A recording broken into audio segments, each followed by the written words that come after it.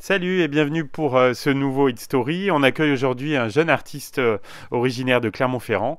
Cette émission est enregistrée à la coopérative de Mai, avant le concert de Dick Hanegarn, dont il assurera la première partie. Bonjour Tristan Savoie. Bonjour, bonjour à vous. Tristan, je te propose d'échanger sur la chanson Sans fin la lumière, qui est un single de ton album sorti cet été, Marcher dans un paysage. Cette chanson, elle méritait d'être un single et d'être mise en lumière par rapport aux autres. Mise en lumière, oui, c'est la première qu'on a enregistrée de l'album avec Baron Rétif qui a réalisé l'album avec moi. C'est un gars de la Souterraine qui a fait toutes les parties rythmiques des chansons et c'est la première qu'on a travaillée. Ça doit être la plus vieille que j'ai Ah oui, écrite. d'accord. Puis sur l'écriture, ça a été très long parce que j'ai d'abord pensé le refrain pendant des mois et des mois, je l'avais dans la tête, mais c'est un moment, tu sais, je sais pas d'où ça venait, Ouais. je sais pas. Puis finalement, je me suis dit, bah, ça vient de nulle part. Donc je vais en faire un morceau et j'en ai fait un morceau. Et puis au moment de sortir l'album, je sais qu'en fait, j'ai pas eu tellement le choix. C'est le label qui a choisi le Oui, bien single. sûr, oui, c'est souvent comme ça. Et en Ouais. fait, moi, je m'en doutais qu'ils allaient prendre Sans fin la lumière Mm. parce que c'est peut-être un morceau justement dans le refrain et Mm. plus entêtant Mm. que sur d'autres morceaux. Ouais. Voilà. Euh, Qu'est-ce qu'on pourrait dire du message de cette chanson? Qu'est-ce qu'elle véhicule? Bah, tout est dans pourquoi sans fin la lumière. Je pense que c'est une déclaration d'amour, mais Un peu déguisé. déguisée non, peut-être universalisante, Mm. dans le sens où c'est pas forcément l'amour entre deux êtres humains, mais plutôt sans fin la lumière, sans fin le paysage, tout ça se recoupe, Mm. et c'est un peu la thématique de l'album, marcher Ouais. dans un paysage, être face au monde. Mm. Et donc sans fin la lumière, plutôt le message c'est de dire plutôt avoir toujours envie d'aimer qu'envie d'être là, et Mm. faut toujours privilégier l'amour Au reste. au reste, ouais, au Ouais. reste, ouais. Mais je C'est le dirais plus pas important. Ouais. ouais, je dirais pas la haine parce que Ouais. c'est Mm. très très cucul la praline, Mm. excusez-moi. Mm. Mais l'idée oui, c'est une déclaration d'amour au paysage, allez, disons, voilà, Mm. ça comme ça. Sans fin la lumière, en plus, c'est un peu pour moi c'est une référence quand on reste tard le soir dans la Oui. nature, voilà. Ouais. Au coucher de soleil qui ne se termine jamais.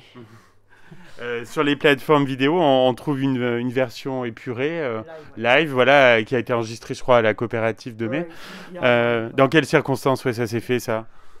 très naturellement, comme à peu près tout ce qui se fait en musique de sérieux.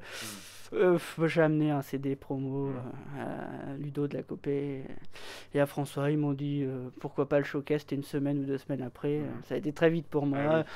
Et du coup, on a fait la vidéo parce que c'était sympa et que c'était le principe du showcase. On vient jouer, on a une vidéo.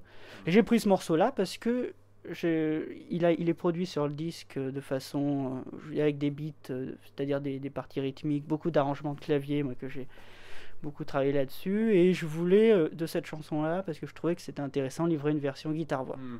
Je voulais vraiment qu'on puisse écouter la version produite et la version épurée, guitare-voix, acoustique, Mm. disons. Voilà, en solo. Tu la joueras forcément ce soir à la coopérative de Mai. En dernier, ouais. En dernier. Ouais, Ouais. comme j'avais fait la dernière fois, en fait. J'avais fait un tracklist la dernière fois, et là, aujourd'hui, je me suis dit, bon, allez, je fais l'inverse du tracklist. Je me suis levé devant moi, j'ai pris 20 minutes à faire un tracklist, je me suis rendu compte que c'était exactement le même. Mm. Bon, je me suis dit, bon, décidément, c'est ça qu'il faut.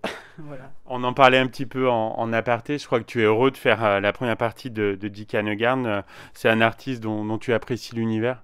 Oui, oui, non, mais après Dick Hanegarn, je pense, moi, en tant que chanteur francophone, sans spécialement aimer ou être fasciné par l'univers de Dick Hanegarn, je pense réellement qu'il est incontournable. On aime ou on n'aime pas, mais on peut pas Oui. ne pas être conscient de ça, de Dick Hanegarn en étant chanteur, en étant guitariste, musicien, et puis moi surtout auteur-compositeur, puisque je suis très attaché à l'idée de chanter en français, de chanter dans une langue que je comprends. Et finalement, Dick Hanegarn, il est vachement intéressant pour ça, parce qu'il il est hollandais. Oui. Après, il est belge, enfin, il est pas. Oui. Il est du monde. Il est du monde et il est francophone. Oui, oui. C'est intéressant Ouais. à l'heure où tout le monde est français et Oui. anglophone. Mm. Donc ouais, Il est incontournable. Puis donc, du coup, je suis très content d'être là à la Copé pour assurer sa première partie. Et c'est un grand honneur. Donc tu as 17 ans, je crois que tu es toujours lycéen, non plus. Ça, c'était à l'époque. Ah, t'es plus âgé? Voilà, j'ai 18 ans. 18 ans, d'accord, oui, donc ça y est, majeur. Le petit texte a été écrit au mois de juin, et puis voilà. D'accord. Donc ça a beaucoup changé. Voilà, j'ai 18 ans, je suis à la fac. Voilà. Et puis je fais beaucoup de musique. Oui, on sent que. Album, quoi. Ah oui, on sent que la musique fait vraiment partie de ta vie Ouais, depuis toujours, non? Oui, depuis toujours. Oui, j'ai toujours écouté de la musique, mais mes parents toujours écouté de la musique. Ma mère, elle est très musique classique, contemporaine et tout ça. Mon père, il est très indé. Ah oui. J'ai écouté tous les indés. Oui, donc ça fait un beau mélange. Ah ouais. Non, mais j'ai commencé par Phantom Buffalo, Grand Daddy, The Choral. Je suis fasciné par ces groupes-là. Jean-Louis Murat, pour moi, à qui je voue belle référence, oui. Ça désespère tout le monde, mais à qui je voue presque un culte, parce que c'est un des plus grands génies. C'est un grand artiste, ah oui, c'est clair. Ouais. C'est clair. Comment tu es arrivé à enregistrer un album? Est-ce que ça a été un chemin de croix ou ça s'est fait plutôt facilement? Quand même, c'est pas évident parce que j'étais au conservatoire en percussion. Et arriver, quand on fait de la batterie, à faire un album, c'est pas évident parce qu'on n'a pas les bases rythmiques. Seulement, on a les bases rythmiques, mais on n'a pas les bases harmoniques spécialement. J'ai appris à jouer de la guitare avec Raphaël Fernandez, un copain, et ça s'est très vite fait. J'ai très vite commencé à faire mes premières chansons, mes premières choses. Mais après, j'ai commencé à enregistrer en mettant en forme, et c'était des formes qui étaient très moyennes, notamment parce que j'étais pas très bon. Puis La Souterraine, qui est un petit label parisien, m'ont proposé de produire un morceau, parce qu'ils avaient vu sur Instagram pour un concours. Et on a fait ce morceau-là, et ce morceau-là est tout de suite rentré dans playlist FIP. Ah oui. Et donc ils ont dit ouais, c'est cool, on pourrait faire un album. Non, mais enfin, c'est pas parce que c'était en playlist FIP, mais c'était. Non, mais ils sentaient qu'il y avait un potentiel. Il y avait un truc, et moi je sentais qu'il y avait un truc aussi. Parce que justement, et c'est ça le paradoxe, mais je pense que c'est ça le plus dur pour un jeune, enfin, même un musicien, un guitariste, c'est les batteries. Et eux, ils m'ont tout de suite proposé. Ils avaient un batteur à La Souterraine qui s'est chargé de tout faire sur l'album des batteries, Baron Rétif, et il a arrangé l'album avec des beats, mais non pas en imposant son univers, sa façon de faire, mais en essayant de rentrer dans les chansons. Donc du coup, c'est pour ça que je trouve que l'album, ça marche assez avec ces arrangements-là, qui sont pas de moi, que je n'ai pas conçu, ni même réfléchi. Voilà. Et cet album a été bien accueilli par le public? Tu as des bons retours? J'ai des bons retours, très peu nombreux, hélas. Ça va venir, il faut se faire connaître aussi. Oui, non, mais ça va venir, oui. On a fait un peu de promo, un peu de machin, mais voilà. Non, par contre, du public, oui, j'ai eu quelques retours très encourageants. Et ce soir, c'est une belle occasion aussi. Non, oui, puis ce soir, c'est une belle occasion. J'ai eu des retours de la Copé, des médias, voilà. Pour rentrer dans les détails, mais oui, non, c'est plutôt bien accueilli. J'ai pas eu de personne qui est venue me dire, mais c'est une catastrophe, mon pauvre. C'est déjà ça. Arrête tout de suite. Non, pas du tout, non, Non, c'est très positif, tout ce qui s'est passé autour de cet album-là, et puis avec l'Almost Music, le label, La Souterraine, qui sont hyper enthousiastes. Ça fait toujours plaisir. Ouais. Et alors, quels sont tes objectifs là dans les prochaines semaines? Est-ce que tu as déjà des choses en tête? J'ai des choses non. Enfin, d'autres concerts, on imagine. Non, j'ai pas d'autres dates. En fait, ça va venir. Il y a un mois et demi, j'avais dit à tout le monde je ne veux pas faire de concert. Et c'était il y a un mois et demi. Ah oui, d'accord. Oui, donc ça évolue. Ça évolue très vite. Et la Copé, ils sont très persuasifs. En même temps, quand tu arrives, ils te disent ouais, Dick Encarn, tu connais Dick Encarn, tu peux pas refuser. Et voilà. Et donc tu fais. Et puis du coup, entre-temps, tu as envie d'en faire d'autres.